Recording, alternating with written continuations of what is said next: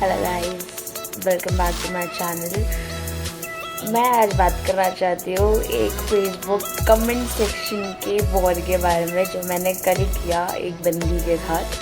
तो बेसिकली ये चीज़ शुरू होती है लाइक 8 या 9 दिन पहले, जहाँ पे मैं एक वीडियो देखती हूँ जहाँ पे एक ओबीज पर्सन अपना regular meal as a weight loss meal के हिसाब से दिखा रहा था, जहाँ पे उसने दाल को कार्ब्स में मेंशन किया, कार्ब्स कैटेगरी में। And I was like what, why carbs, why not protein, why don't you call dal protein. Carbs तो लिटरली हर चीज़ में होती है भाई, but dal is known for its protein. So मेरी डिबेट हो रही है इस बंदी से। लाइक उसने कुछ कमेंट किया है जहाँ पे वो एक बंदा करेक्ट कर रहा है उस वीडियो वाले ओनर को कि दाल इज़ प्रोटीन। वो बंदी उसको बोल रही कि no it's is dal, and मैंने भी कमेंट बैक कर दिया उसको करेक्ट करते हुए, एंड मैं वो कमेंट करके भूल गई। देन मैं यूट्यूब पे ऐसे वीडियोज़ देखती रहती हूँ, सॉरी फेसबुक पे मैं ऐसे वीडियोज़ देखती रहती हूँ एंड मैं ध्यान नहीं देती हूँ। और सडनली मुझे कल मन किया नोटिफिकेशन चेक करने का, एंड देन आई रियलाइज कि इस स्पेसिफिक बंदी ने मुझे एक्चुअली में रिप्लाई दिया था। And then I started replying back and we did reply again to each other, जहाँ पे कंक्लूजन में उसने खुद को स्मार्ट समझ के बस कन्वर्सेशन बंद कर दिया by replying laughing emoji to my comment, to my last comment, and she vanished. And then I was like, why do everyone has this misconception of dal being carbs? Obviously dal is carbs. Everything has carbs in it. Even roti has carbs in it. Even आलू has carbs in it. जिसको doctor diabetes में लेने को मना करते हैं, रोटी खाने बोलते हैं डायबिटीज़ में कि रोटी ज़्यादा खाओ, चावल मत खाओ, आलू मत खाओ। रोटियों में भी कार्ब्स होते हैं, लिटरली हर एक चीज़ में कार्ब्स होते हैं। सो बात ये होती है कि प्रोटीन किस में होती है। प्रोटीन हर चीज़ में प्रोटीन नहीं होती, या होती तो बहुत मिनिमल काउंट्स में होती है। So dal obviously is a part of legume and pulses category, जो which is known for its protein factor. तो बात अभी दाल की आई तो मैं सोचने लगी कि यार लोगों को ये क्या मिसकंसेप्शन है वेट लॉस के बारे में, दैट दे थिंक कि वेजिटेरियन मील में प्रोटीन की कमी है। एंड वो भी एक अलग स्टेटमेंट है कि वेजिटेरियन मील में प्रोटीन की कमी है। मेन बात तो यहाँ आती है जब वो लोग बहुत सारे अलग अलग डाइट करके भी वेट लॉस नहीं कर पा रहे। मे बी वेट लॉस थोड़े टाइम के लिए आ जाता है, बट अचानक से फॉर सम रीज़न उन्हें ब्लोटिंग आ जाती है। एक्सरसाइज करते हुए ब्लोटिंग आ जाती है कि एक्सरसाइज हो रही है, हाइड्रेशन बनाए जा रहा है इंसान, पर ब्लोटिंग आ जा रही है। But they don't actually think about the real cause, the deepest issue in their body, जिसके ऊपर मैंने पहले भी वीडियो बना के रखा है। तुम्हें डिटॉक्स, कोई भी डिटॉक्स ड्रिंक नहीं करता, ना वो 3000 का तुम्हारा सूफी टी करता है। सिर्फ और सिर्फ तुम्हारा लिवर ही तुम्हें डिटॉक्स करता है। और अगर तुम ये सब चीज़ें extra detox drink, herbal tea वगैरह कुछ पीने जा रहे हो ये सोचे कि मेरा डिटॉक्स हो जाएगा, तो नहीं, तुम बस अपने लीवर का काम बढ़ा रहे हो बेसिकली, राइट। तुम्हें लीवर के डिटॉक्स में क्या करना होता है?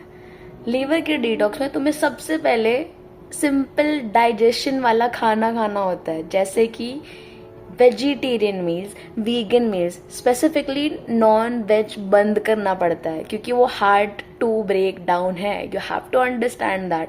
तुम ये मत सोचो कि तुम्हें फोर्स कर रही हो कि भाई वेजिटेरियन बन जाओ या वीगन बन जाओ। No, that's not my cause of telling you this. The only reason why I'm telling you this is because people has this misconception, and me as a doctor is supposed to inform you the right thing about everything. So here I am explaining the thing which you don't want to listen. So but you will listen because I know you trust me. So यहाँ पे तुम्हें एक चीज समझना पड़ेगा कि जो तुम्हारा ब्लोटिंग है, जो नॉन स्टॉप ब्लोटिंग है, ये सिर्फ और सिर्फ तुम्हें बार बार लीवर के इन्फ्लेमेशन की वजह से आ रही है। बिकॉज लीवर सब कुछ डाइजेस्ट नहीं कर पा रहा है जिस तरीके से तुम उसमें सब कुछ डंप करते जा रहे हो। You have to understand that. Now we have to talk about something very very important which is very common nowadays in every single Indian, or you can say every single human being. Indians में तो पहले ये था नहीं, बाहरी countries में ही ज्यादा था, पर अभी इंडियंस में भी ज्यादा दिख रहा है, which is called as fatty liver. We all are suffering from this damn disease somehow, या फिर हर एक बंदा जो अभी तक फैटी लिवर फेस नहीं किया है वो उस स्टेज पे है कि फैटी लिवर पे चला जाएगा।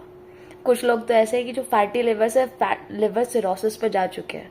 Can you understand that level, that intensity of damage you have done to your body?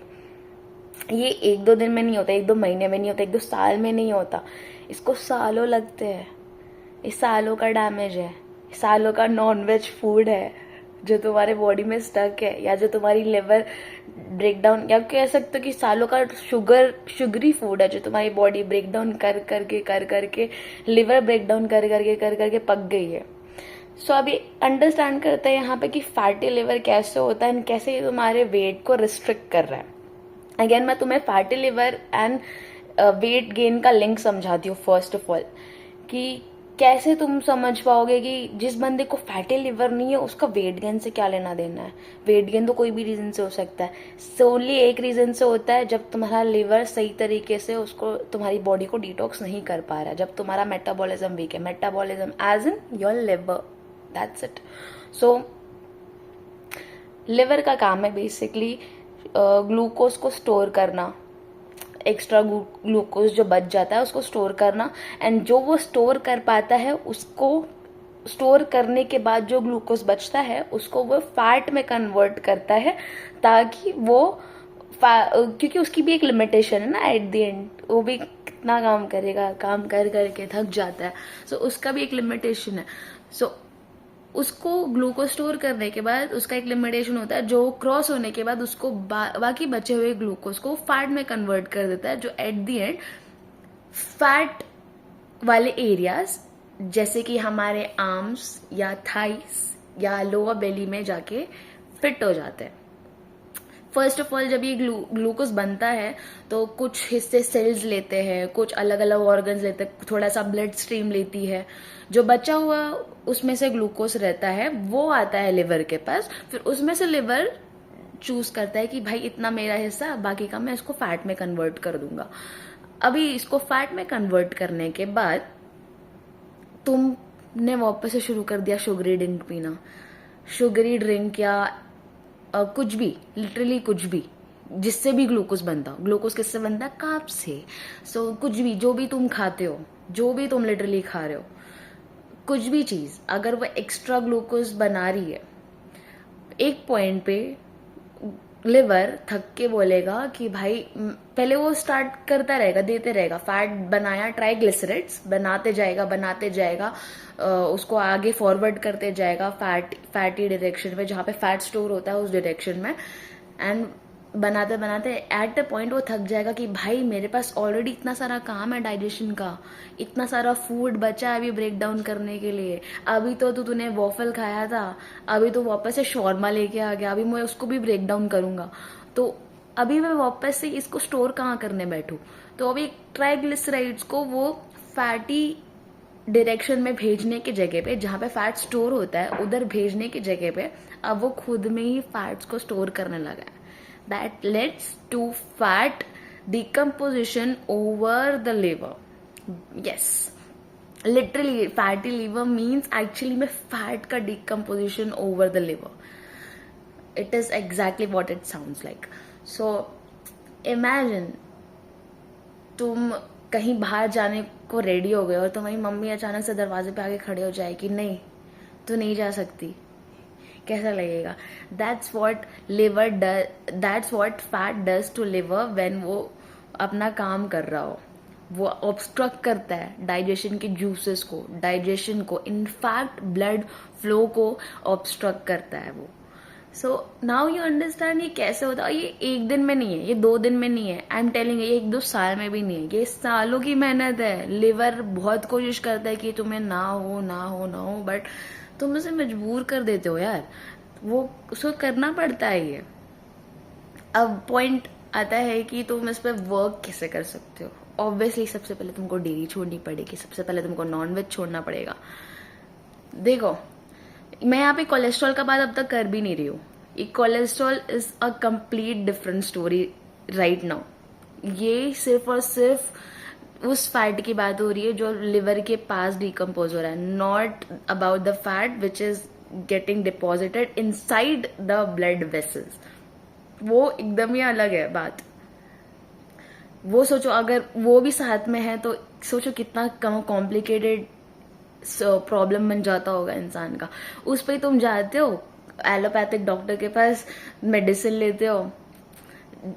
And मैं नहीं बोलती सारे एलोपैथिक डॉक्टर्स खराब है, बट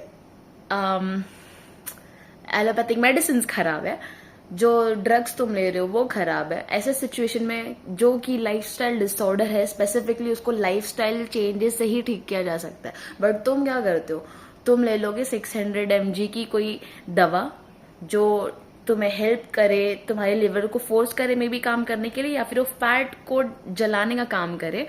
बट वो बेसिकली क्या काम कर रहा है, एक्स्ट्रा तुम्हारे लिवर पे एक्स्ट्रा वेट डाल रहा है, क्योंकि एट द एंड उसको तो लीवर ही डाइजेस्ट करेगा ना bro. Please understand that, you have to understand that, that's how the body works. तुम उसको चेंज नहीं कर सकते एक दिन में because that's how you want to, कि एक दवाई खा लिया एंड इट हो गया, बस नहीं, ऐसा नहीं होता यार। मेन चीज क्या थी मैं भूल गई। सो मैं बेसिकली बात करने वाली थी कि हाँ, इस फैट का क्या करना है।